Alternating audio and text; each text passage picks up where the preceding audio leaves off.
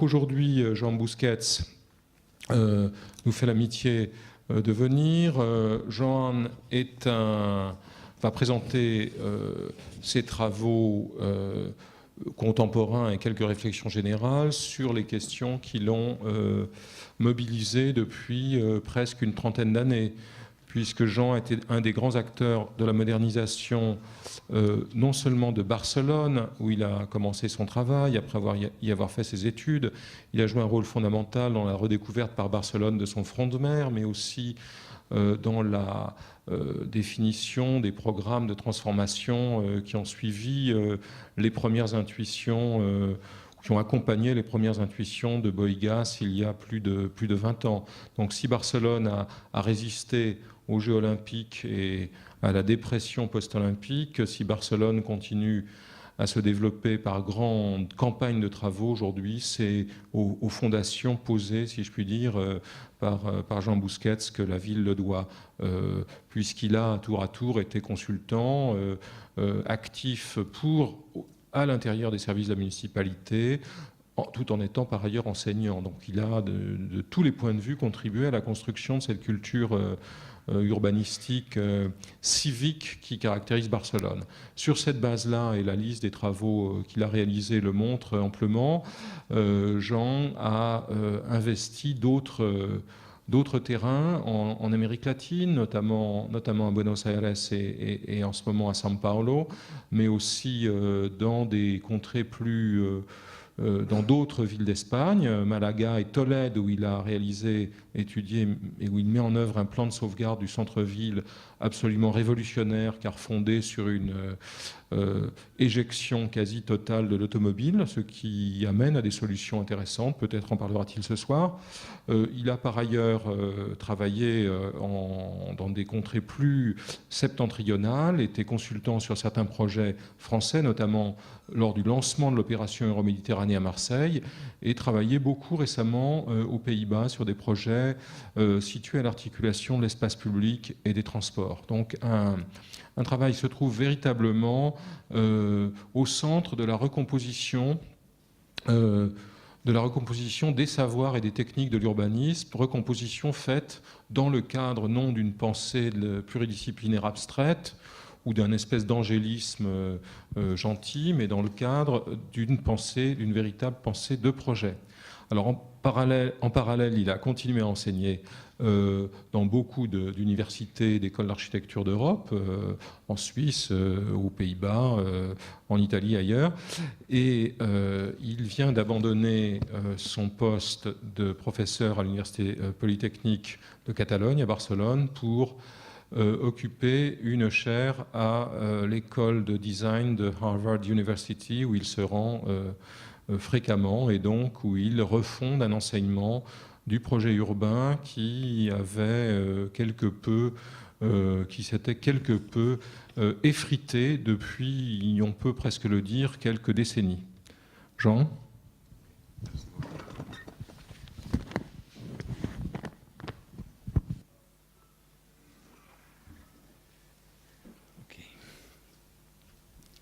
Okay. Merci beaucoup, Jean-Louis.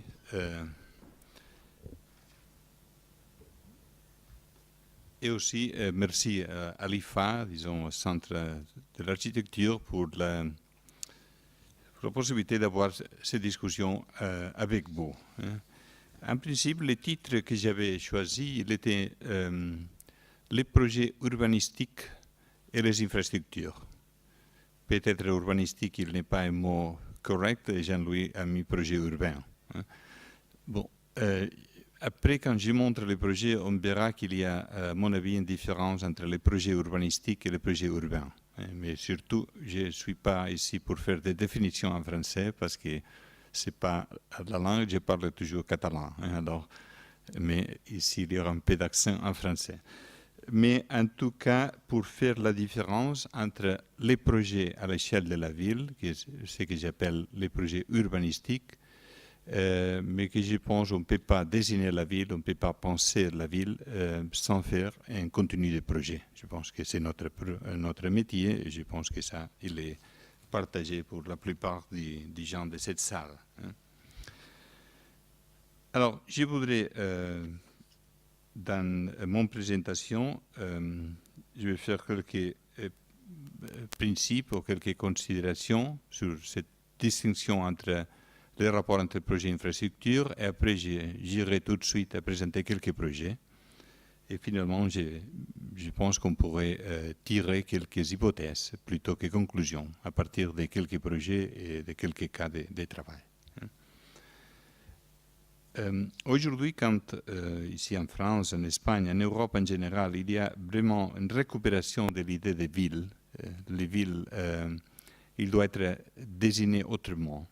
Alors on trouve que l'architecture urbaine, que j'aime beaucoup de parler dans ces termes, ça veut dire les projets dans la ville qu'il est fait pour les architectes, aussi pour les paysagistes, les ingénieurs, les gens qui prennent des décisions sur la forme physique de la ville. Bien sûr, les économistes, les sociologues, les philosophes, ils ont beaucoup de choses à dire sur la ville, mais toujours, ils n'ont pas la capacité de dire quel est le résultat dans la forme de la ville. Et peut-être c'est pour ça que je pense que notre responsabilité, une des hypothèses que je parlerai à la fin, c'est notre responsabilité d'être capable de faire de conceptualiser la forme de la ville. Et je pense, vous verrez que je parlerai dans beaucoup de cas sur cette question. Comment est-ce que je peux trouver une cohérence, comment est-ce que je peux essayer de recomposer la forme urbaine de cette ville ou de cette morceau de ville. Mais quand on parle aujourd'hui de l'architecture urbaine, on trouve toujours une autre fois que la reconstitution de la ville, on la travaille aujourd'hui surtout sur les espaces urbains, sur les bâtiments civiques, ou bâtiments de services, et surtout sur les infrastructures urbaines. Et je voudrais surtout parler des infrastructures parce qu'en principe, si je peux avoir les diapositives, en principe, la ville, il était la différence entre la ville et les champs, il était les infrastructures. Je ne parlerai pas aujourd'hui de Barcelone, mais je ne peux pas commencer mon conférence à montrer quelques images de la ville de Barcelone. Ça vient, ils sont quelques-uns d'un livre qui va apparaître la prochaine semaine, qui est un travail qu'on a fait sur la recherche des projets de transformation de la ville de Barcelone pendant les derniers 150 ans. Alors, la question, il était la formation de la ville ancienne, il était la formation de quelques infrastructures comme il était les murs. La muraille, ça a été la muraille romane, qu'il est encore aujourd'hui, on peut comprendre, il n'est plus là, mais encore dans les tracés de la ville, on reconnaît la muraille romane, est un élément d'infrastructure qui définissait dedans et dehors la ville, qu'il mettait des portes, il changeait la condition des gens qui habitaient dans la ville et dehors la ville. Alors la ville et l'infrastructure étaient plus ou moins la même chose dans ce moment-là. Aujourd'hui, la suivante, s'il vous plaît. Aujourd'hui, peut-être quand on garde la ville comme il était, la ville dans le XVIIIe siècle, une ville, ça pourrait être notre ville européenne, mais ça c'est le cas de Barcelone, on trouve aujourd'hui que la lecture qu'on peut faire aujourd'hui, ça c'est une étude actuelle, contemporaine de la ville, mais on peut comprendre qu'il y a quelques éléments de l'infrastructure de la ville qui sont encore présents. Et quand on parle dans notre travail, dans ce livre, on cherche de parler quelles sont les valeurs de la ville historique, parce qu'aujourd'hui, il faut dépasser le concept de monument historique. Personne ne va démolir la cathédrale. Et il n'a pas besoin de protéger la cathédrale de Barcelone. Mais comment est-ce qu'on trouve un mécanisme de définition des valeurs que plus ou moins tout le monde pourrait être capable de partager ces principes? C'est pour ça qu'on avait fait ce travail, le suivant, que je laisse tout de suite. Mais par exemple, aujourd'hui, quand on trouve, on pourrait définir les espaces, la singularité des espaces dans la ville de Barcelone, on trouve que les espaces ils sont plutôt liés aujourd'hui au processus de modification, au processus de transformation, que plutôt aux infrastructures. Ça, il a été un changement très fort à partir du XIXe siècle. Vous voyez une ville de Barcelone, il a été transformé, tous ces espaces, ils étaient transformés avec des projets d'échelle et de contenus différents dans les derniers 150 ans. Ça a été un peu le sujet de ce travail qui nous amène aussi à quelques hypothèses quels sont les types de projets, quels sont les espaces de projets dans le futur. La suivante, s'il vous plaît. Et à partir de ça, on peut comprendre la récupération des espaces, les systèmes de réhabilitation en ville, etc. Bon, alors, je voudrais maintenant parler pas de la ville en ensemble, mais je voudrais vous montrer quelques projets urbanistiques et urbains, avec son rapport avec les infrastructures. Mais surtout, je parlerai des projets qui ont l'échelle intermédiaire. Ils sont des projets de morceaux de ville. Ce ne sont pas une stratégie pour toute la ville. Alors, je voudrais parler de 4 types de projets. Disons, les infrastructures, on peut être d'accord qu'ils sont les soutiens de la ville, ça c'est clair. Mais dans les dernières 50 ans, on a vécu dans toutes les villes européennes, aussi dans tout le monde, parce qu'il y a des villes où encore on utilise ces mécanismes, les infrastructures, ils ont été des éléments autonomes vis-à-vis avec la ville. Les systèmes routiers, les systèmes de ponts, les autoroutes, les systèmes des égouts, ils sont des systèmes qui sont faits parce qu'il existe la ville. Mais on arrive à une situation où les infrastructures, ils travaillent contre la ville. Il y a ce qu'on appelle entre nous un système de coupure. Il y a un gap entre ces éléments. Et tout ça vient de notre formation, il faut dire, et même mon génération, je suis très jeune, comme vous voyez, mais même mon génération, elle était une génération qui était formée avec cette idée, de dire, ici c'est l'espace des architectes, les espaces des ingénieurs. Il faut, si vous voulez, vous pouvez travailler ensemble, mais il y a un domaine bien défini. Je voudrais montrer aujourd'hui des projets qui travaillent, qui nient cette possibilité. Que la forme de la ville est une chose qui relie ces éléments. Alors, ça, c'est une hypothèse qu'il y a des gens ici à la salle qui partagent, bien sûr, mais surtout qu'aujourd'hui, encore dans notre structure, il y a beaucoup de villes où encore on travaille avec cette partition.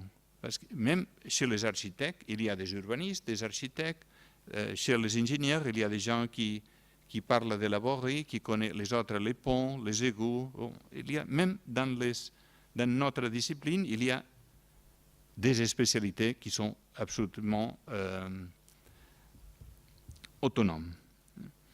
Ça a mené, bien sûr, je pense, à été le désastre de tout, parce que même chez les architectes, il y a les gens qui font les équipements, les spécialistes des logements publics, des logements privés, des logements bourgeois, blablabla. Mais finalement, le résultat, la ville qu'on a produit dans ce mécanisme, c'est une ville très pauvre. Je voudrais exprimer en utilisant des projets très simples qu'on a fait dans les dernières dizaines d'années. Ce sont des projets qui, vous voyez qu'ils n'ont pas un rapport, même les villes, ils n'ont pas un rapport entre eux. Je voudrais montrer 4 pistes. Je pense qu'on travaille quelquefois, ou il faut travailler quelquefois, avec une position que j'appelle de réparation. Quelquefois, j'ai le sentiment qu'ils travaillent dans la ville comme un pompier. Parce qu'on a dit, oh, écoutez, ici nous avons un problème, qu'est-ce qu'il faut faire pour réparer cette position. Et j'accepte, c'est une position de dire, bon, ici il y a un problème, il faut. J'aime pas la version de dire que nous sommes des gens à résoudre des problèmes. Je pense que ce n'est pas notre métier, parce que quelquefois, il faut créer des enjeux différents. Mais la position de réparation est forte, on verra après des projets. La deuxième piste, c'est que quelquefois, les infrastructures, ils sont déjà abandonnées. Alors, il faut réutiliser les espaces laissés pour les infrastructures bières, ou ferroviaires, ou portuaires. Alors, il y a beaucoup de travail aujourd'hui dans notre ville de dire qu'est-ce qu'on va faire avec ces espaces. Mais il y a une logique dans cet espace qui c'est la logique des infrastructures, qui était vraiment l'explication de pourquoi cet espace il est oublié ou l'espace il était né. La troisième piste, quelquefois nous avons la chance de travailler avec des projets, je trouve que c'est la partie plutôt créative dans notre métier aujourd'hui, de comprendre la nouvelle logique des infrastructures et prendre la logique et la mettre dans la ville. Ça va être la troisième piste. Et finalement, je parlerai un peu de rapport entre les infrastructures et l'ancienne ville en utilisant les stratégies des bâtiments publics qu'ils ont le rôle des infrastructures. Alors, où l'idée des bâtiments, des infrastructures, ils sont la même chose, ils deviennent la même chose. Avant, s'il vous plaît.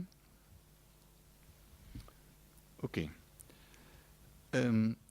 Je me permets de vous montrer beaucoup d'images et beaucoup de projets, même que je n'aime pas, et je ne rentrerai pas avec détail dans les projets. Je m'excuse pour ça, mais je préfère, parce que j'avais pensé, même avait proposé Jean-Louis, de montrer les différentes pistes et montrer qu'aujourd'hui, le champ de travail il est très, très ouvert. Hein. Ici, nous sommes dans une ville hollandaise. Ça, c'est La Haye. C'est une ville historique magnifique qui a été détruite pour les amis architectes et ingénieurs hein, après la guerre. Tout ça, il était à la guerre. Hein. Les Hollandais, j'ai eu la chance de travailler beaucoup en Hollande et j'ai pu étudier les villes. J'ai compris, et même les amis hollandais ils ont accepté, que la ville a été détruite plutôt après la guerre que pendant la guerre. Hein. Cette ville a été détruite pour les amis ingénieurs. Ils ont dit on va faire un système d'autoroute, chaque kilomètre et demi, une autoroute à l'américaine. Et ça c'est l'ingé des ingénieurs. Et après, on invite les architectes à faire des magnifiques bâtiments dans l'espace entre les infrastructures. C'est un principe très facile. Même avec ces principes, on organise les départements de la mairie, on organise les ministères, on organise tout. Alors c'est très facile d'aller avec ça, hein, mais après le résultat, on n'y arrive pas. Hein. Ici, c'est la gare centrale, il est là, et ça, c'est l'espace des ministères. Hein. Ça, c'est les ministères de l'étranger, la Bibliothèque royale, les ministères de l'agriculture, les palais de justice. Alors, nous sommes vraiment dans le centre des pouvoirs d'un pays. Hein. Et on a mis des bâtiments avec des très bons architectes à côté de l'autoroute. Qu'est-ce qu'on a fait chaque architecte? Bon, l'architecte a dit, bon, ici il y a une autoroute, nous sommes dans la gare centrale, hein, cette image, il est à côté là. Hein. Cet architecte, un bon architecte, fait un bâtiment de 100 000 mètres carrés, avec ce bâtiment, fait l'entrée de l'autre côté. La bibliothèque royale, il a l'entrée ici, là et là, parce que les architectes donnent une réponse à la condition urbaine. L'autoroute, ce n'est pas l'image de mon bâtiment, alors je cherche d'organiser le bâtiment. Alors, ce principe d'imaginer qui va être la grande façade future de la ville, il ne trouve pas la réponse dans chaque pièce d'architecture.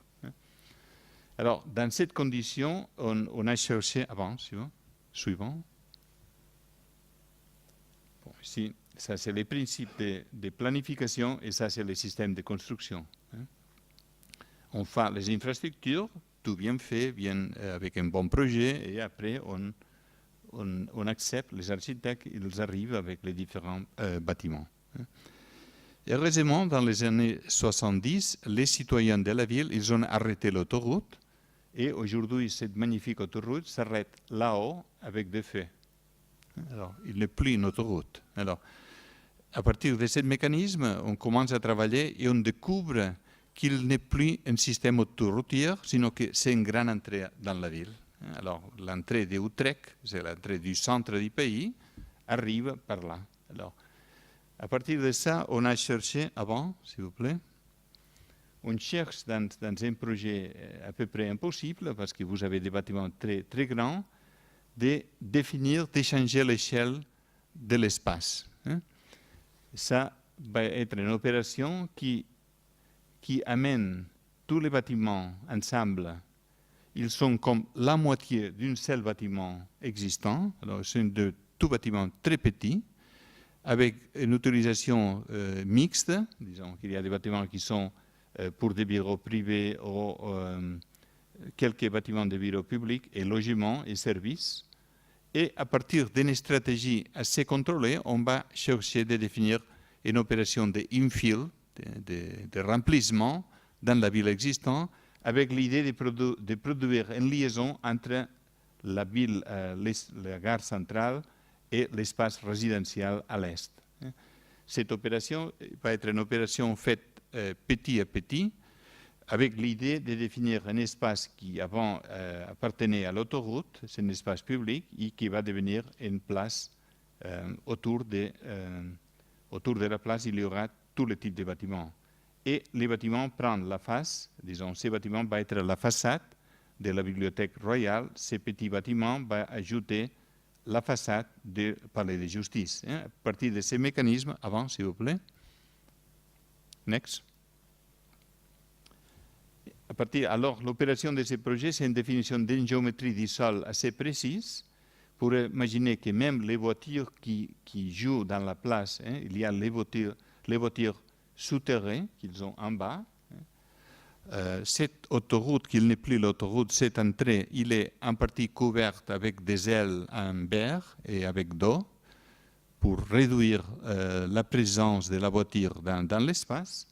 Et les bâtiments, ils sont mis autour de cet espace. Avant, le système de construction va être fait pour différents architectes. Ça, c'est notre mécanisme. Un projet de ce type, il est vraiment difficile d'y être contrôlé pour un seul architecte. Ici, on travaille 7 différents architectes et on établit un système de règles dans ce cas en suivant l'idée qu'on avait proposée dans ce projet, il était l'espace plus bas. Les premiers 10 mètres, ils sont contrôlés avec les mêmes dessins que l'espace public. Jusqu'aux 20 mètres, ils ont des règles urbaines et les bâtiments plus hauts, il y a des gratte-ciels, ils ont un rapport entre les gratte-ciels. Ce sont les têtes des gratte-ciels qui jouent ensemble. Comme mécanisme de collaboration avec les architectes hollandais, on a proposé un système de définir des règles que, dans la mesure que les projets avancent, les règles qui sont proposées, ils vont être suivies pour les architectes qui arrivent après. Ça veut dire que, avant, next, le premier gratte-ciel, il fait la tête et on a décidé avec l'architecte de ces bâtiments la pierre, et cette pierre va être utilisée pour le deuxième architecte qui rentre avec le deuxième gratte-ciel.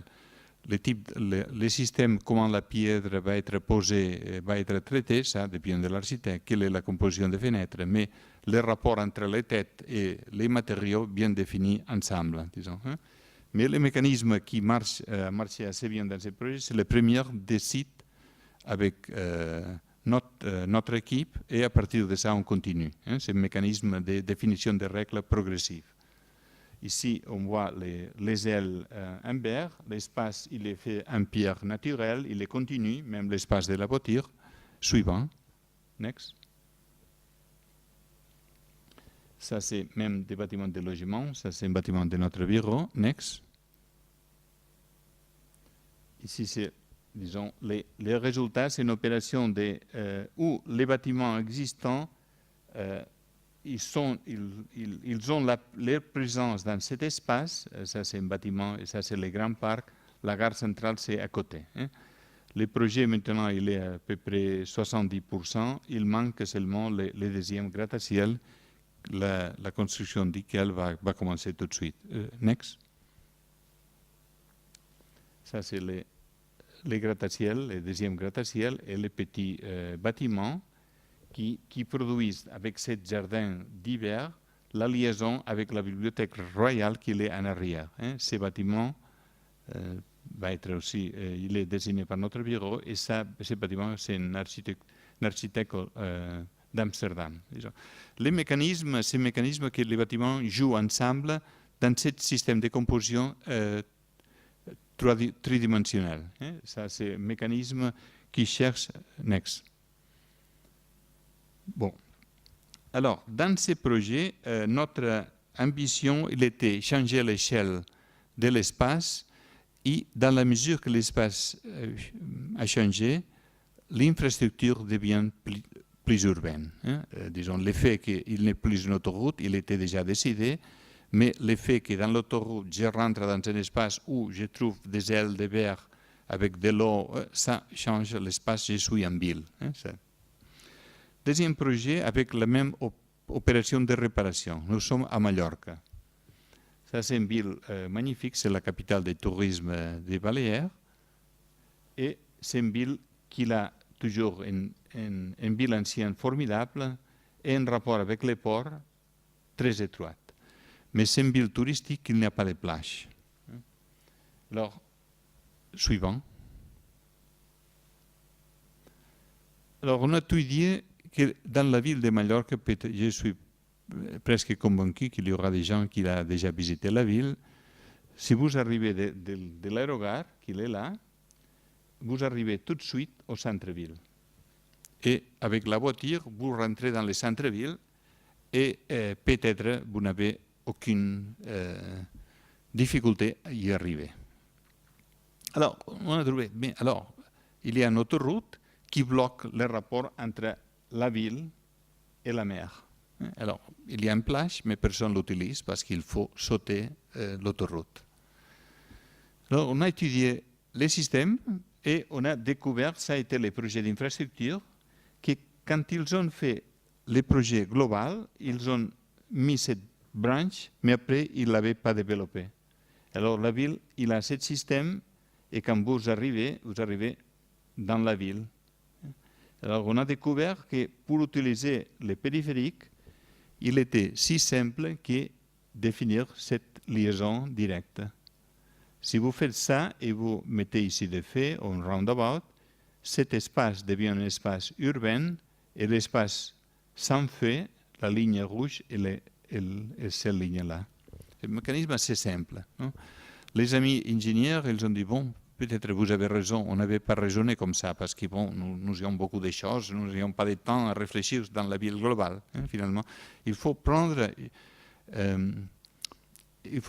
la collaboration avec les ingénieurs aussi comme les ingénieurs avec nous, de dire, bon, quelquefois, quand tu travailles, tu tiens compte des éléments que les autres disent, écoute, tu n'as jamais considéré ça? Ah oui, pourquoi non? Disons ça.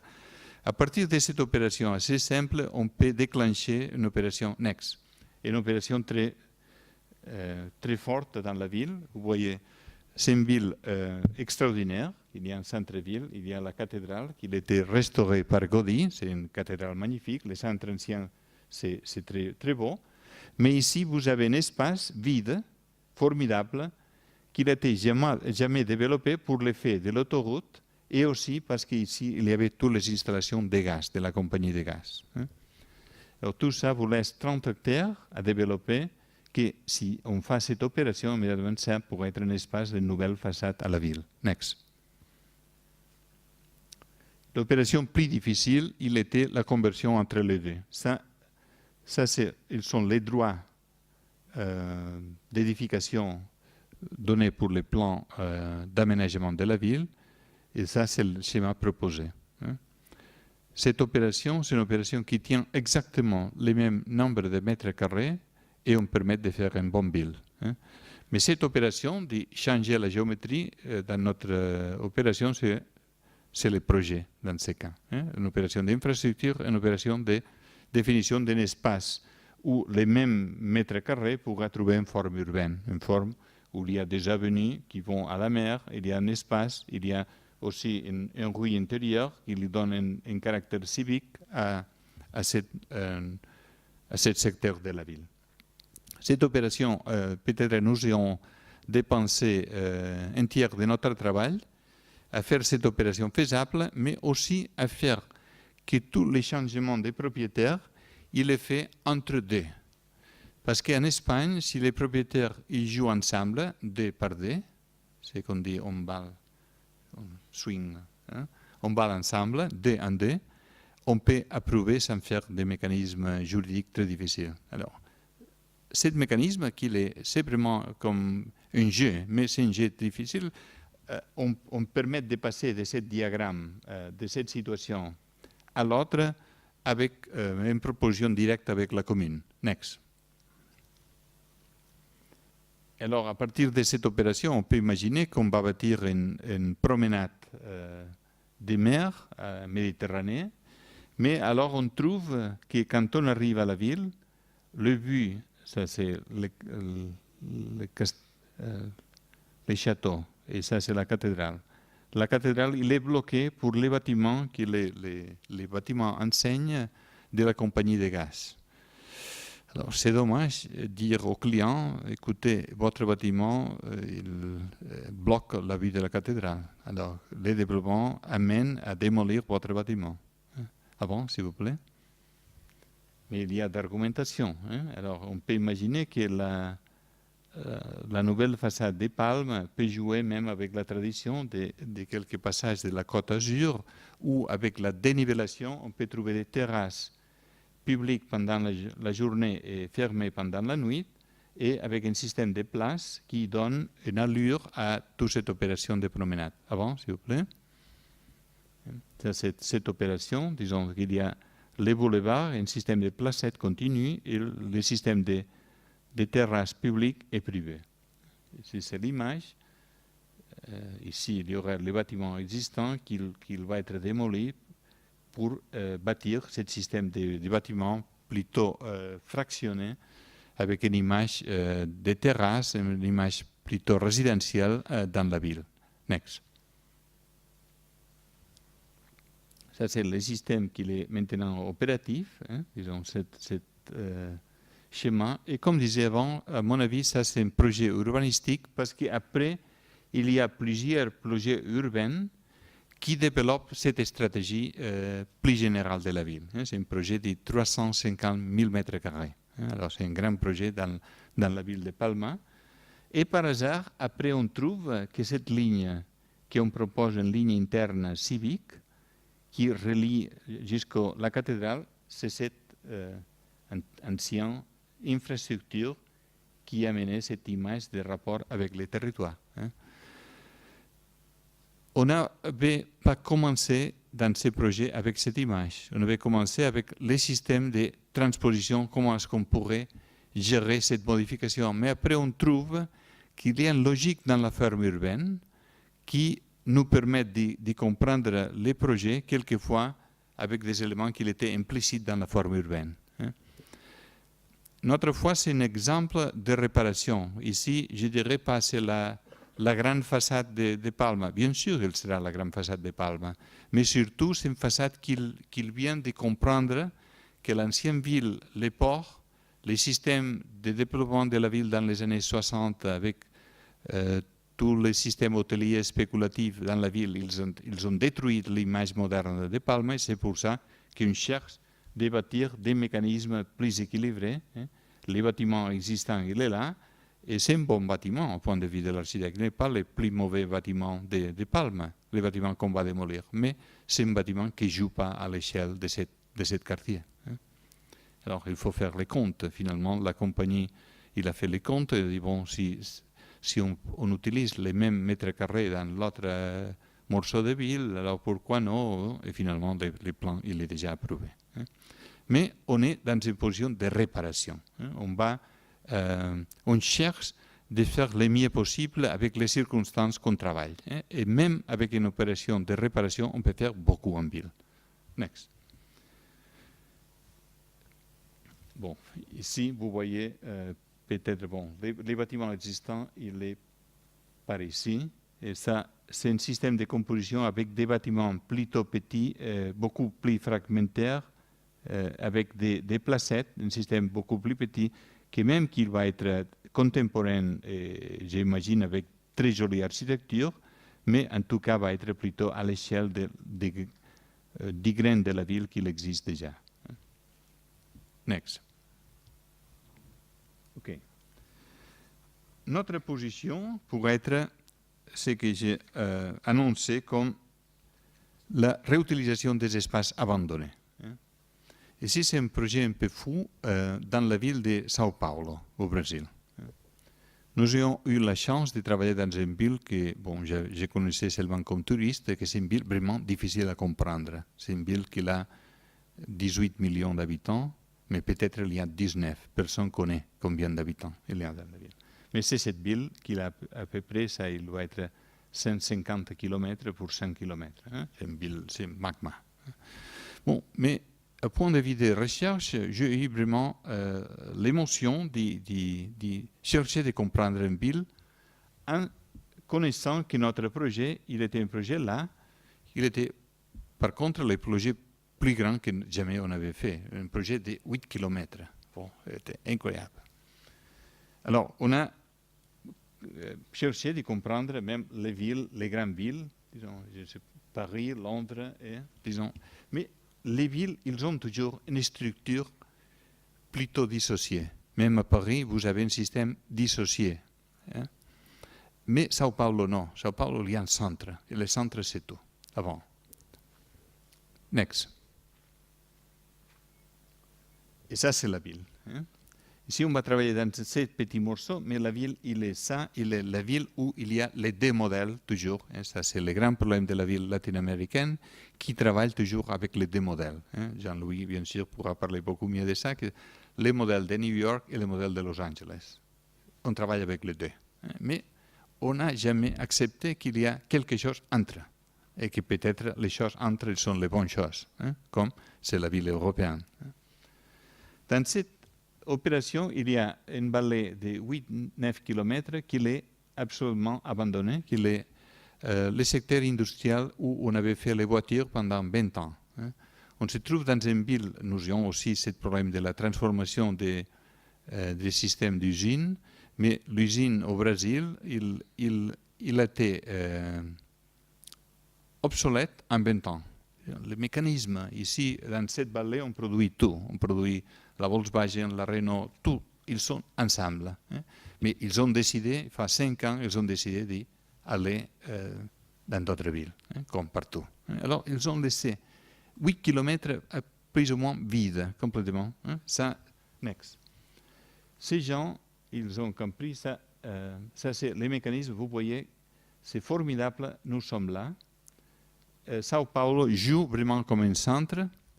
Il est très intéressant parce que le centre Sao Paulo, c'est une ville qui, les années 20 du dernier siècle, il avait 100 000 habitants, plus ou moins. Il y avait un maire à Sao Paulo qui était illustré, il était ingénieur, il avait dit, bon, Sao Paulo doit être comme Paris. Je ne sais pas si dans le livre de Paris comme modèle, il est Sao Paulo, mais il a pris les projets d'Ebrard, il a vraiment utilisé les principes d'Ebrard pour faire ça. Bon. Ça, rien contre ça. Et toutes les villes cherchent les modèles. Ça c'est bon. Mais les amis qu'ils ont travaillé après ces projets, ils n'ont jamais reconsidéré ces projets. Ces projets étaient faits quand la ville était 150 000 habitants et aujourd'hui il y a des millions. Et alors qu'est-ce qu'on a fait? On a dit, bon, cet axe doit être l'axe de l'autoroute. L'autre autoroute, Et comme les autoroutes, ils ne sont pas capables, on va doubler l'autoroute. Sao Paulo, c'est une ville où il y a la richesse plus grande et la pauvreté plus grosse, mais surtout où il y a les infrastructures plus chères du monde, parce que les autoroutes, ils sont doublées et quelquefois il y a 3 autoroutes ensemble. Et j'imagine comment est-ce qu'on va bâtir ça. Il n'y a pas un périphérique, il y a double périphérique, parce que les périphériques, il ne suffit pas. Alors ça, le mécanisme, il est vraiment terrible, parce que la ville joue comme un seul centre. Avant, s'il vous plaît. Alors on a dit, peut-être, nous sommes là c'est le centre-ville, peut-être dans ces 8 km, ici il y a une région qui a 3 millions d'habitants, dans les 18 de la ville, et c'est l'aire industrielle qui s'appelle ABC. André Bernardo Caetano. Ce sont 3 municipes qui ont un grand know-how, les gens qui travaillent là, parce qu'ils ont toujours travaillé dans l'industrie. Alors, il y a des mécanismes de réhabilitation de cette force de travail, et ça pourrait être fait dans un mécanisme où l'ancien chemin de fer qui va à la côte, et qui était un chemin de fer surtout industriel, pourrait être réhabilité comme un espace, comme un transport en commun, surtout pour les personnes. À partir de cette opération, cette grande vide, qu'il est autour, il y a 3 millions d'habitants, pourrait être réutilisé comme un espace comme une image des centres, ici vous voyez. En place de dire on insiste avec l'opération d'un seul centre, on va imaginer qu'à Sao Paulo, on peut bien imaginer qu'il y a 400 différents centres. Bien sûr, le centre historique va être Sao Paulo. Il n'y a pas de doute. Le centre historique à Paris va être toujours où il a été né. Mais il y a des espaces qui peuvent jouer dans ce système d'articulation, parce que sinon, une ville de 18 millions d'habitants, il est absolument ingérable, il est absolument impossible. Avant, s'il vous plaît. Avec cette opération, parce que sinon, on suivra dans notre petit espace de banlieue, on répète les mêmes questions des centres-villes. Vous voyez, qu'est-ce qu'on a fait? Le fleuve, il est réduit pour faire les autoroutes, les systèmes, vous voyez, tout ça, il est en construction. mais quand on avance, l'autoroute, il est doublé déjà sur le fleuve.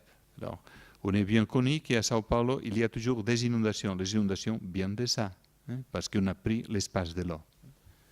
Ça, ils sont les espaces des inondations. Alors, on a étudié dans cette vallée et on trouve que la vallée pourrait être l'espace de l'eau. Alors, va être cette opération, avant, s'il vous plaît, le système de transformation qu'on propose. C'est-à-dire, la vallée va être un système d'espace surtout public, avec aussi d'opérations privées, mais on gagne surtout un grand espace, tout l'espace vert ou les espaces de rétention de l'eau. Parce que la question de l'eau, c'est la question de la pluie forte. Il n'est pas il faut laminer, non? Il faut retenir l'eau pendant 15-20 minutes, 1 heure. À partir de ça, l'eau coule doucement. À partir de ça, je considère qu'ici nous sommes dans une stratégie de projet plutôt que dans un projet urbain. On a décidé dans ce projet de fixer ces opérations. Après, il y aura une opération privée pour faire ce morceau, l'autre, plus densité là, moins densité là. Ça, ils sont des opérations où il y aura des activités mixtes, d'activités économiques, même des logements, et tout ça rentre dans cette grande stratégie dans la vallée. J'appelle que c'est surtout un système d'organisation du sol dans ce cas, parce que les infrastructures, vous voyez qu'on trouve des mécanismes assez naturels de liaison entre les différents municipes qui vous permettent aussi de réserver, de faire des espaces pour les transports en commun, les privés. Il est assez faisable, un système de maille territorial dans ce cas. Ah bon? J'insiste, nous sommes plutôt dans l'idée d'une stratégie de projet plutôt que dans un projet urbain. On pourrait bien imaginer, et vous voyez que même l'architecture et disons, la forme urbaine, il n'est pas encore bien définie. On cherche même d'évoquer des formes qu'il faudra travailler dans plusieurs densités. Et surtout que dans ces grands espaces qu'il y a entre 300 et 500 mètres, on peut faire vraiment, on peut récupérer l'idée des vallées, l'idée d'un grand espace vert public, privé, où les bâtiments, il pourra trouver la densité. En principe, on avait travaillé dans ces projets avec un taux de densité 0,7 mètres carrés par mètre carré ensemble. Ça a été un peu le deal, non? L'accord avec les propriétés privées en général. Avant, s'il vous plaît. Notre projet dans la même direction était un projet que nous avons fait un concours à Hambourg. C'est un espace d'une ville magnifique, qu'ils ont ce grand espace à côté de la ville qui s'appelle Hafen City. Dans ce grand espace, qu'il y a 300 hectares de terrain, il est vraiment à côté de l'ancienne ville et à côté de cet espace magnifique que c'est le quartier Speicherstadt, qu'il est là. C'est un espace disons portuaire, qui est classé aujourd'hui, qui est formidable, mais qui en même temps coupe, parce qu'il y a des questions de douane, coupe le rapport avec la ville historique qui est là. Next. Dans ce grand projet, on a fait une proposition surtout pour l'organisation générale. Ça a été un concours où on avait dit Hambourg, c'est une ville extraordinaire où encore les remparts ils sont utilisés comme espace libre avec des équipements. Probablement, si nous voulons que la Hafen City soit un bon espace, ok, non, ça il est sans contrôle.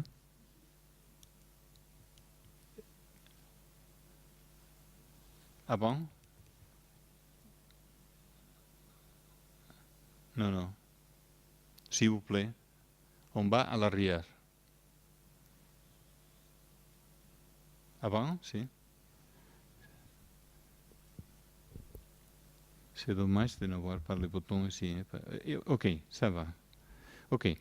Peut-être si on cherche d'établir des activités civiques d'ordre de la ville, il serait bien si cette idée de rempart pourrait être reprise pour un transport en commun et ce transport pourrait faire la liaison tout ensemble. La ville avait imaginé dans les programmes qu'il y aurait des activités liées au fleuve, mais qui pourraient être un terminal pour des croisières et d'autres choses qui pourraient bien sûr être utilisées, des hôtels dans cet espace, dans ce système ensemble. Ça, c'est une idée pour dire qu'on voudrait passer la difficulté que l'espace Speicherstadt, même qu'il est très joli, bloque ce rapport traditionnel avec la ville. Peut-être en 10 ans, en 20 ans, ça va être plus douce, mais maintenant, il faut rentrer surtout dans ce côté. Les aspects fonctionnels, il arrive de cet axe plutôt général de la ville et pourra donner l'accès à cette. Alors, vous voyez qu'on va chercher dans ces projets de définir une géométrie des infrastructures à partir duquel on pourra travailler avec les profils d'eau qui sont déjà donnés pour le système portuaire. À partir de ça, on travaillera avec des morphologies urbaines différentes qui nous permettent de classer, de dire des zones où probablement le logement aimera d'y être prioritaire et des espaces où l'activité mixte sera plus aimée. Avant, s'il vous plaît. Next. Ça, c'est, disons, la liaison avec la ville, et ça, c'est le système d'infrastructure qui donne l'épine dorsale de tout ce nouveau quartier. Avant? Alors, l'axe, celui-là, c'est un axe où il y a les trams.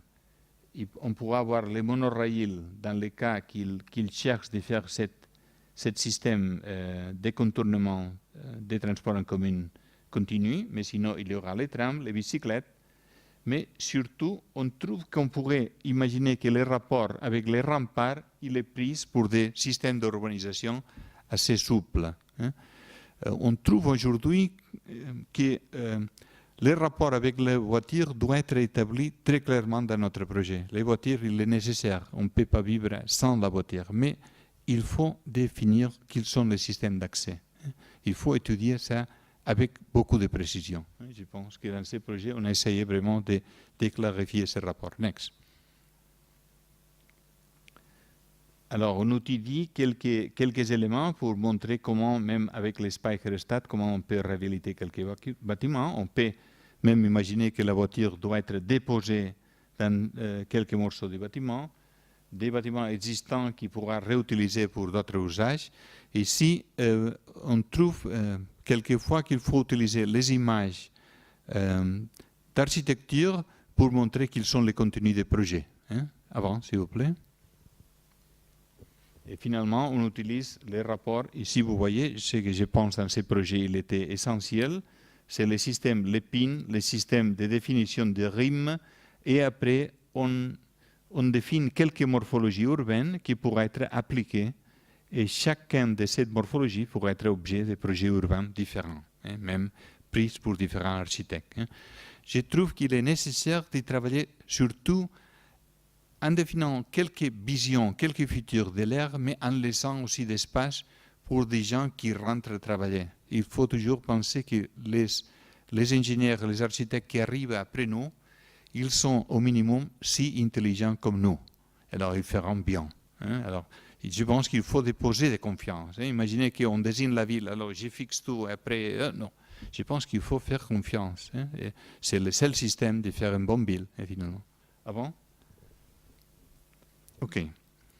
Je passe au troisième type que j'avais dire, chercher de comprendre la logique des infrastructures. Avant, on a utilisé des espaces qui venaient, dans le dernier cas, des espaces portuaires. On a fait mieux avec l'espace portuaire, mais la forme de la ville, il venait déjà de la forme portuaire. Ça donne des avantages, mais ça donne aussi des limites. Si on rentre dans la logique, ici il y a un exemple, un tout petit exemple d'un exercice ferroviaire à Delft, à l'Hollande.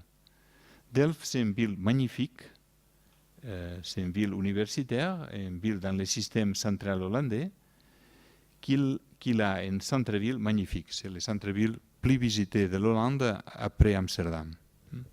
C'est une ville universitaire, très dynamique aussi. Et ils ont décidé, les chemins de fer, ils passent dans le centre-ville. Ça, c'est l'ancienne ville et les chemins de fer. Next.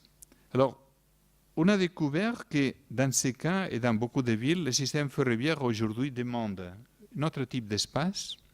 Ici, il y a 2 lignes, il demande 4 lignes, mais aujourd'hui, il y a des espaces de marchandises qui ne sont pas plus nécessaires, alors laisse beaucoup d'espace dans la ville, mais il demande 4 lignes. La ville de Delft, il était comme ça a été la muraille, le fleuve, il arrivait à la moitié du 19e siècle, tchoup, le train. Bien, magnifique, il a amené la nouveauté, là, et il n'était pas un problème, il arrivait un train par jour. Tout le monde regardait le train, il arrivait, il marquait les heures de jour. Ça devient un problème, et alors, il fait 35 ans, ils ont décidé de monter le train avec un viaduc. Et ça, c'est la situation actuelle. Mais aujourd'hui, ils ont 300 trains par jour. C'est impossible d'habiter autour de cet espace et nous sommes à 50 mètres de la tour de la cathédrale. Alors, pour dire que c'est vraiment dans le centre-ville.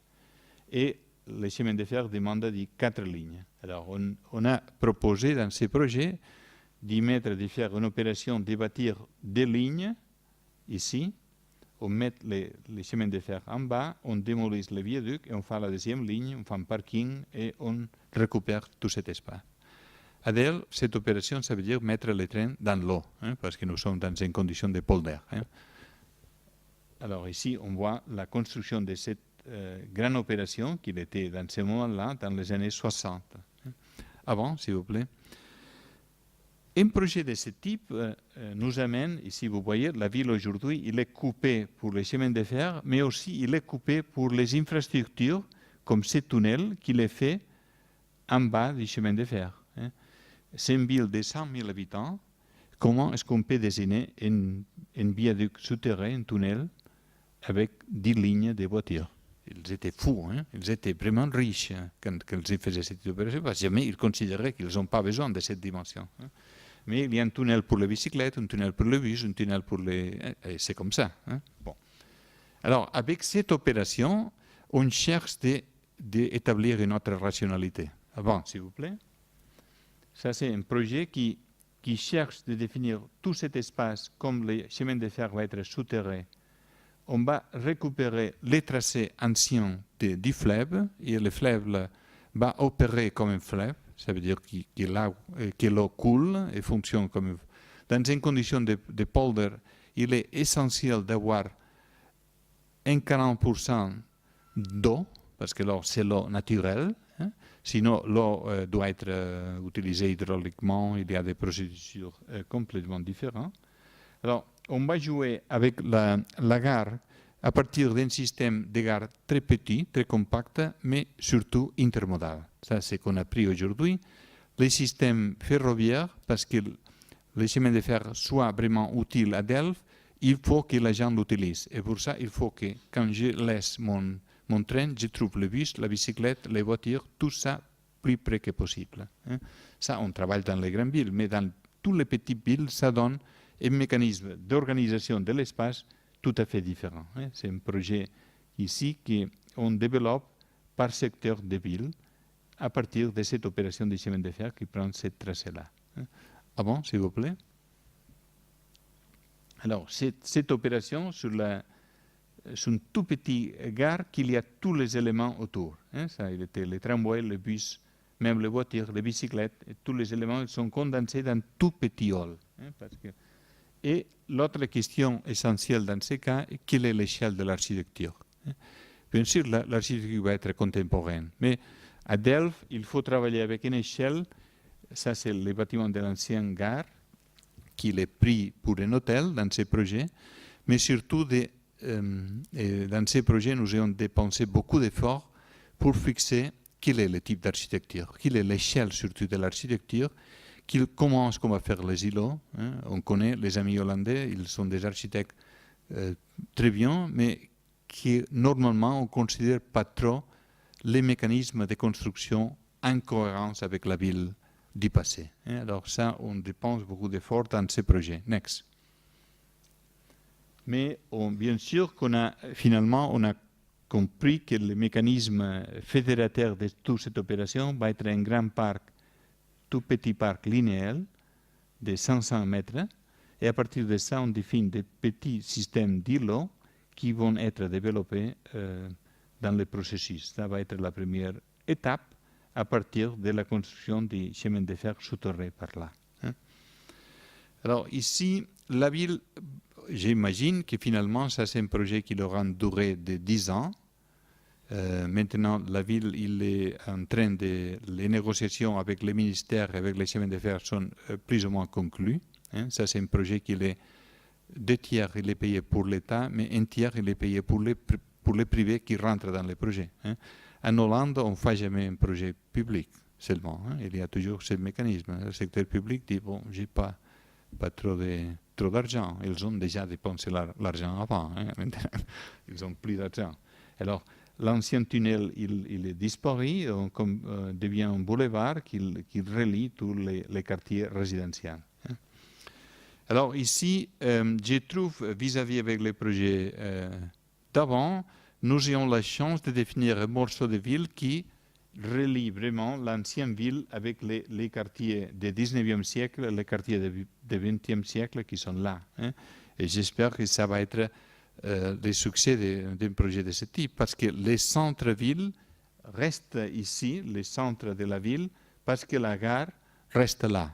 Et l'université, le quartier de l'université est dans ces côtés-là. Next. Et notre projet encore plus limite, c'est le projet à Malaga. Ça, c'est un projet où nous avons appris que la forme urbaine pourrait être utilisée à partir des systèmes hydrauliques. Ça, c'est un fleuve sec. Dans le sud de l'Espagne, nous avons beaucoup et même dans le sud de l'Italie, ce qu'en italien on appelle fiumare. Les mots signifient fleuve et mer. Ça veut dire que le fleuve devient mer parce qu'il pleut beaucoup. Alors, ici même que nous sommes dans le centre-ville de Malaga, comme il y avait des inondations, personne n'aimait d'habiter dans ces quartiers. Vous avez alors une petite ruelle qui s'appelle même en espagnol pasillo, couloir, et qu'il y a 3 mètres. Ça vient pour protéger les quartiers, ils ont fait le mur. Mais le mur, il ne suffit pas. Alors, quand il y avait les grandes pluies, tout ça devenait inondé. La ville, il avait le projet de faire ce mur encore plus haut. Alors, on a fait un concours et on avait suggéré de dire, cette doit avancer aussi, à gauche, s'il vous plaît. Non. OK. On passe de cette position à celui-là. Alors, on a proposé, après l'étude avec les amis ingénieurs hydrauliques, on a dit, quelle est la solution de ce type? On peut faire une variation de cette fleuve à notre fleuve, tout ce type de mécanisme. On peut enterrer les fleuves, on peut faire tout ça. Mais on a dit, pourquoi pas on retourne la ville dans les moments où les fleuves ont bien fonctionné. Alors, on a trouvé que si on met le fleuve au niveau du XIIIe siècle, ça veut dire qu'on va prendre 3 mètres de terre et on va mettre dehors. On abaisse le fleuve, parce que tout ça, il était des terres amenées pendant 500 ans. À partir de ça, on trouve un fleuve naturel. Cette opération, c'est une opération, si vous voulez, où j'ai appris beaucoup des amis hydrauliques. On a fait même un modèle grand comme cette salle à Madrid pour vérifier que ça a marché, parce qu'ils ont fait des modèles avec l'ordinateur, mais la responsabilité d'un projet de ce type, c'est dur. Alors, on a dépensé quelques millions de pesetas pour faire ça, mais je trouve, à partir de ça, tu vois comme l'eau coule et comment... Alors, on a découvert qu'on peut faire cette opération. L'autre opération est que l'eau, si l'espace de l'eau, il est continu, pas plus vite, alors vous avez besoin de moins dimensions.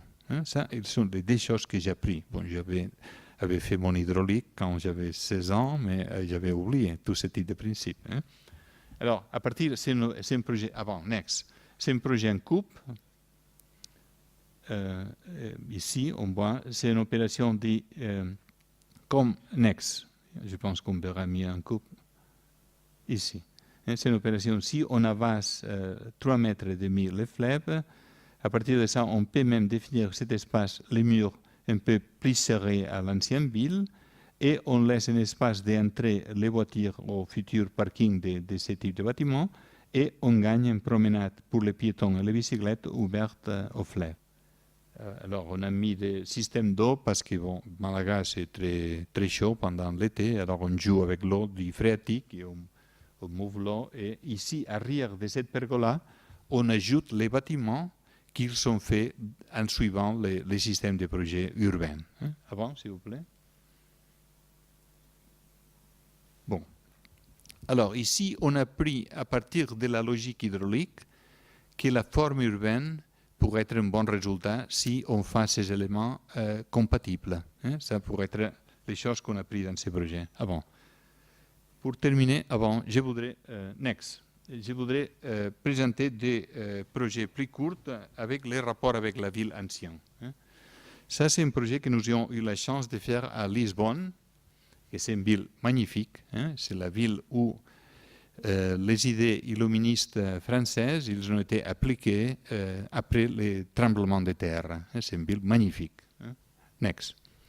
Mais qu'il avait eu cet effet de cette fait à la fin des années 80. Alors, un grand morceau de la ville, il s'appelle Chiado, il était absolument brûlé. Ils ont confié les projets d'aménagement à Álvaro Siza. Dans ce cas, nous avons eu la chance de faire un projet à l'inverse. J'ai pris un bon projet fait pour un autre architecte et j'ai cherché de dire comment est-ce que j'ai développé les idées de cet architecte. Il était Siza. Siza, il avait fait des choix très clairs en disant la ville, il faut rebâtir la ville comme il était, ou comme on imaginait qu'il était fait. Alors, il avait pris les principes du marquis de Pombal en disant la ville doit être refaite en suivant ce type de principe. Alors, on a pris les pièces centrales qui s'appellent Almacenes de Chiado et on a proposé, ça c'est un projet privé, on a proposé de dire on va fixer les programmes, un programme central, mixte, les programmes qui est faisable dans cette logique que Siza il avait fixée dans les plans d'aménagement. Et à partir de ça, j'ai demandé à Siza et on a fait le projet ensemble en suivant cette logique. Alors, ici, vous voyez, ça c'est le reste, il était déjà en construction. Ça, c'est les dernières pièces dans ce projet de Siza. Et ça, c'est l'ancien bâtiment des almacenes, les magasins de Chiado, qui avait une grande tour, et tout ça, il avait brûlé. Seulement le mur, il avait resté, et un morceau en bas, qui était les anciens espaces d'un ancien couvent qui était là. Alors, on a dit, l'espace des couvents, qu'est-ce qu'on pouvait mettre? Les selles. Vous utilisez les selles des couvents, les celdas? Les cellules des couvents. Alors, on a mis les activités qui pourraient être dedans, des petits bureaux, des choses comme ça, ils sont tout petits. Mais ces parties, il a été restauré et les façades, ils étaient réhabilités et redessinées comme il aurait d'être fait en suivant le système Pombal. Parce que, par exemple, dans le 19e, ils ont mis ce type d'ouverture plus grand à la française. Non, ça, il était refait parce qu'il était dans l'ancien principe. Alors, rebâtir la ville, quelquefois, veut dire recomprendre comme la ville, il était pensé, peut-être pas bâti ou pas construit. Next. L'autre opération, qui était très claire dans le projet d'Álvaro Siza, il était de lier tout cet espace à les nouvelles lignes de métro. Alors, ça était important parce que ça nous donne le flux dans les parties bas du bâtiment et en même temps nous permet de dire qu'une activité centrale, il n'y a pas de parking. Il y a seulement 15 places de parking pour l'hôtel. Mais le reste, les gens vont là à se promener, à se restaurer, à acheter sans voiture, parce qu'il n'y a pas de place de voiture. Alors c'est une position assez claire. Next. Et alors on amène les gens en bas qui arrivent en métro et on l'amène dans le circuit avec un système, comme le bâtiment est très épais, on fait un système de cours très grand et avec ça, on laisse que la tour centrale respire, prend la verticalité pour les espaces vides à côté. Next. On avait fait une jolie maquette en disant comment va être et comment est-ce qu'on va introduire quelques opérations de fenêtres nouvelles, quelques opérations, parce que la reconstruction, disons, en même temps, les bâtiments doivent être en suivant la logique de qu'est-ce que c'est aujourd'hui un bâtiment central à Lisbonne. Disons, ça c'est le résultat final. Next. Ça c'est un pavillon dans les espaces intérieurs qui restent, disons, avec des murs. Les murs de la tour, il y a des mètres d'épaisseur, comme il était avant. Même les développeurs disaient, mais écoutez, un mur de 80, il est déjà un mur européen, non? Doit être comme il était. Alors, on a pris, et ça, on a pris dans ces projets que même avec un mur de 2 mètres, l'inertie thermique de ces bâtiments il est énorme. Alors, c'est un bâtiment qui joue assez naturellement. Même. On ne dit pas que c'est un bâtiment écologique, blablabla. Non, on dit que c'est un bâtiment bien et basta. OK, next. L'autre exercice, et je termine, c'est le dernier projet, c'est à Tolède.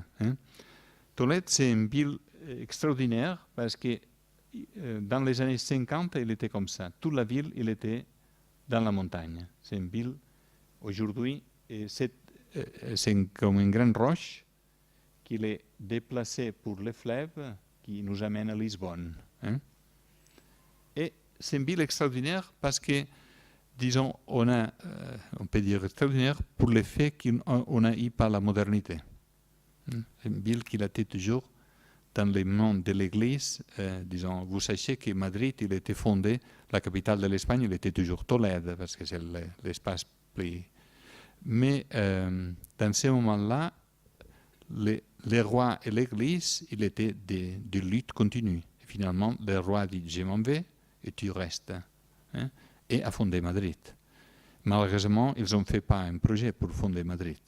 Encore, aujourd'hui, le centre-ville de Madrid, c'est Tolède. Si vous allez à Madrid, ils vous amènent à Tolède, parce que c'est vraiment l'espace où il y a les centres et les bâtiments. Nous sommes à 40 minutes de Madrid, en voiture. Bon. Mais, alors, les villes étaient une ville dormante dans les mains de l'Église et de l'armée. C'est la ville plus conservatrice de l'Espagne, disons. Vous direz qu'est-ce que j'ai fait là. Alors, OK. Qu'est-ce qu'il fait en catalan à Tolède? OK. Next. Bon, il nous avait demandé de dire, écoutez, cette ville, qu'est-ce qu'on doit faire dans la ville? Et alors on a cherché d'y mettre en ordre. On a découvert que c'est une ville magnifique. La ville monumentale est celui-là où 200 bâtiments, ils ont la moitié du sol de 2000 bâtiments. Ils sont des bâtiments privés. Et les bâtiments privés, ils ont une dimension. Les bâtiments grands, ils ont quelquefois 1 hectare dans la montagne. Et un bâtiment privé, il y a 10% des bâtiments qu'ils ont 30 mètres carrés du sol. Ce sont des bâtiments comme des tours. Parce qu'il y a le système parcellaire arabe. Next. Alors, dans ces villes, et c'est une ville magnifique, si vous visitez Tolède, je vous propose de n'allez pas au monument, laissez-vous perdre dans Tolède, parce qu'il y a des ruelles de ce type-là qui sont magnifiques, qui sont vous ne sachez pas, mais finalement vous arrivez au fleuve, alors vous sachez où vous êtes, mais c'est une ville vraiment d'un tracé arabe, c'est vraiment difficile de comprendre où vous êtes. Next. Dans ces villes, on a cherché de comprendre, parce que bon, c'est pas rien à voir avec les études que nous avons fait à Barcelone, alors on a cherché à comprendre comment ces villes compactes fonctionnent. Alors on a trouvé ce mécanisme de représenter la ville à partir des espaces non bâtis Et à Tolède, c'est une ville où la ville fonctionne à l'intérieur. C'est un mécanisme arabe, si vous voulez, mais sont les espaces des patios et des zarouans qui vous amènent les mécanismes, toute l'organisation des bâtiments, il est à l'intérieur. Il n'y a presque pas trop de fenêtres à la rue, parce que la rue il est trop petite, et vous êtes devant les fenêtres des autres en tout cas, mais ça c'est l'espace intérieur. Mais alors, on a cherché de comprendre quel est le mécanisme pour faire un projet dans cette ville. Est-ce qu'il faut fixer tout? Parce que la ville il est si jolie, les Tolédans aiment beaucoup la ville, disent bon, la ville il est déjà merveilleuse, touchez pas la ville, mais la ville il est en transformation. Alors on a découvert, on a fait cette étude, on a découvert que tous les patios à Tolède jouent dans cet abacus. C'était une recherche que nous avons fait dans la ville. À partir de ce moment-là, j'ai trouvé la solution, parce que j'ai dit, bon, maintenant on va dire, la ville, on peut réhabiliter la ville, mais en tout cas qu'il faut changer les bâtiments, on connaît les règles. Alors, un architecte, il est capable de faire un bâtiment comme ça, même qu'il le fasse avec mur de béton, si il aime. Ce n'est pas le problème. Le problème, c'est que la ville respire dans l'intérieur. Alors, le rapport de la façade à la rue, il n'est pas si important dans le cas de Tolède. À partir de ce type de mécanisme, nous avons commencé à débrouiller les éléments des projets. Ce sont les éléments où il y a bien sûr une étude des valeurs des bâtiments existants, mais surtout il y a un mécanisme de transformation souple et cohérent de la ville. C'est une ville qui a une dynamique maintenant assez forte. Next. L'autre mécanisme, il était la réhabilitation. Disons. On a décidé de petits, avec ces opérations, qu'il y a 23 secteurs de réhabilitation tout petits, vous voyez dans le secteur de Tolède, on a choisi de faire des opérations assez petites parce qu'alors un architecte ou des architectes peuvent contrôler cet espace avec 4, 5, 6 îlots, pas plus. Sinon, on rentre dans un mécanisme de projet urbain. Ici, nous sommes dans un mécanisme de projet d'architecture. Et avec cette opération, on donne la possibilité d'y bâtir, d'y mettre dans les marchés 800 logements. Il y a seulement 25 familles dans ces espaces qui sont assez difficiles, où il y a même des conditions. Mais vous voyez que c'est une ville absolument minérale. C'est une ville qui, on ne comprend pas, si on ne rentre pas dans cette logique, on ne comprend pas comment la ville fonctionne. Next. Alors, à Tolède, on a fait, disons, les plans de la ville et les plans, c'est un livre qu'il est ici à l'IFA, mais surtout, les plans, c'est une carte. On a dessiné la ville. Et à partir de la définition de la ville, on trouve, et vous voyez qu'il y a quelques lignes rouges ou quelques lignes de notre couleur, mais à partir du dessin de la ville, on trouve que la ville il est plus forte que notre intervention. Même à Tolède, on travaille avec des opérations assez fortes. Vous verrez quelques opérations. Mais la ville, il est là. Je trouve que ça, c'est un exercice. Et si les amis architectes qui vont faire la réhabilitation de là, ils trouvent qu'ils travaillent avec cette carte, je suis convaincu que le projet va être mieux. Je suis absolument convaincu. Notre travail doit être faire le travail pour les autres. Comme j'ai appris beaucoup avec le travail des architectes qu'ils avaient travaillé avant à Tolède, et alors on a pris ça. Je trouve que notre travail, c'est un travail de relève. On travaille, on donne les éléments. Notre travail récent à Barcelone, c'est surtout un travail qu'on a fait en carte. Dans le cas de Barcelone, on a travaillé avec une carte déjà avec l'ordinateur. Malheureusement, ce dessin, il est à la main. Quand on l'avait fait, nous n'avions pas encore les mécanismes. Aujourd'hui, faire ce type de travail à l'ordinateur, il est encore difficile. De travailler avec les couches, bon, tout le monde connaît les difficultés, l'ordinateur c'est magnifique, mais c'est difficile de tenir la dimension de la ligne que quand je dessine à la main, je peux encore changer la puissance de mon crayon. Bon, ça c'est une carte de 3 mètres par 3 mètres où on avait dépensé 10 000 heures de travail d'architecte. L'investisse des plans, c'est l'investisse de cette carte.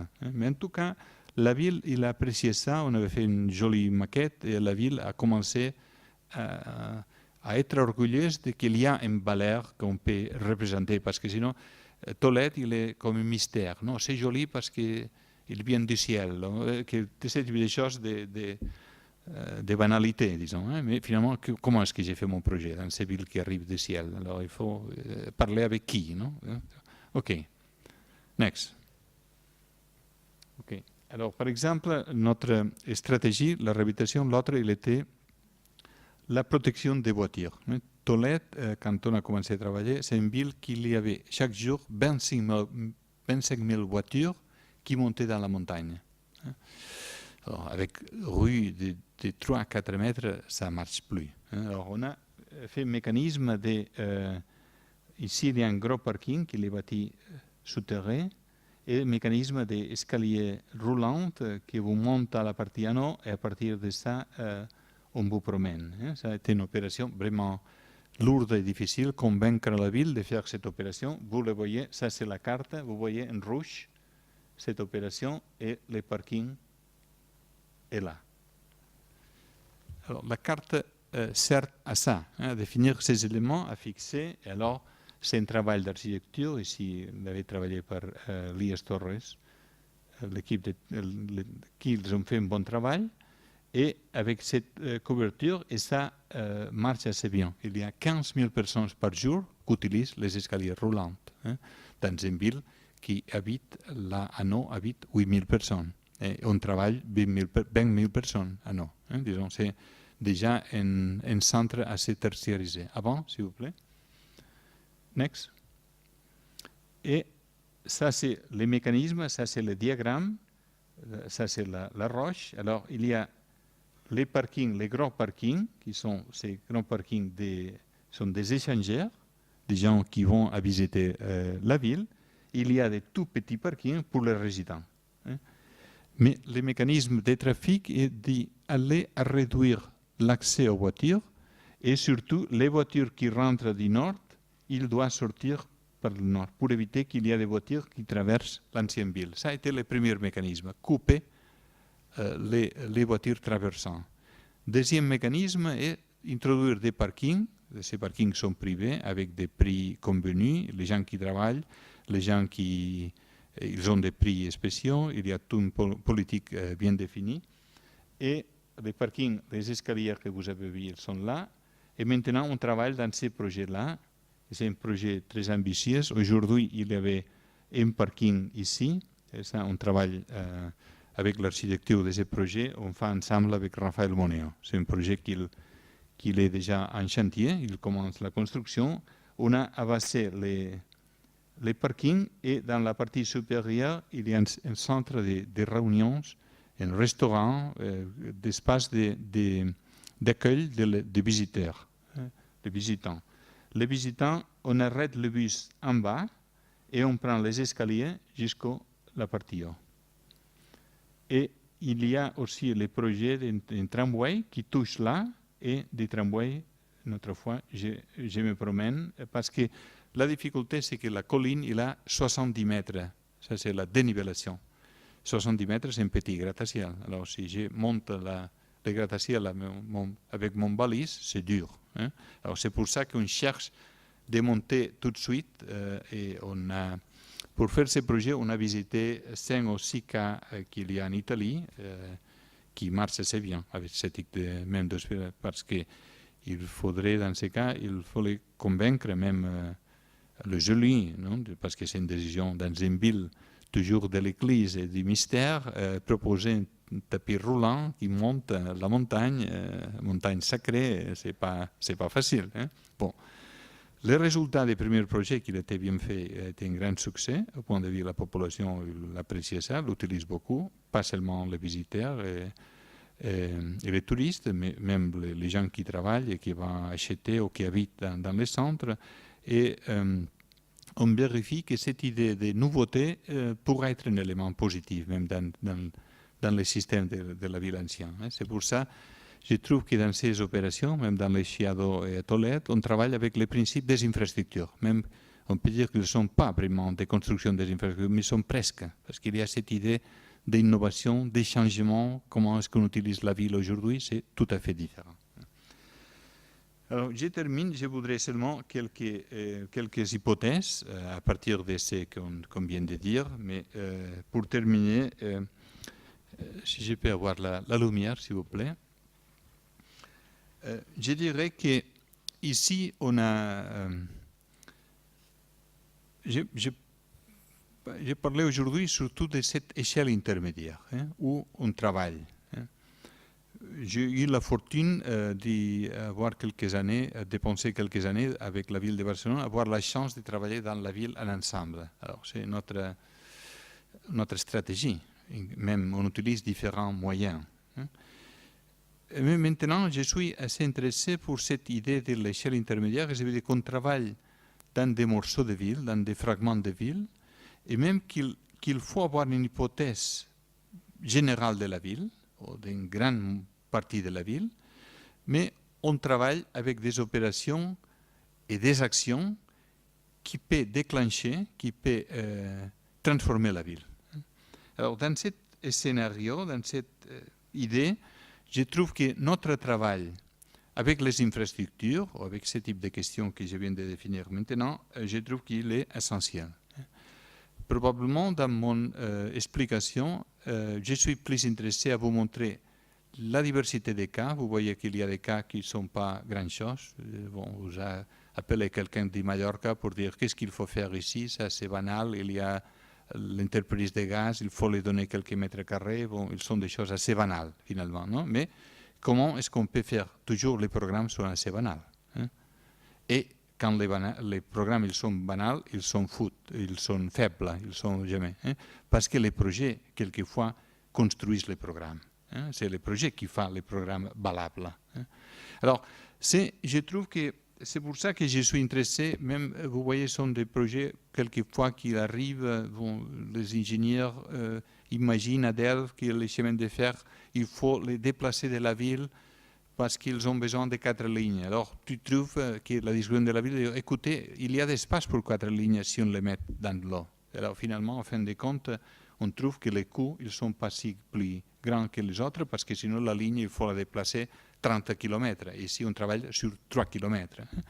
Alors, il y a quelque chose qui vient toujours de la géométrie de la ville, qui vient toujours de la forme urbaine.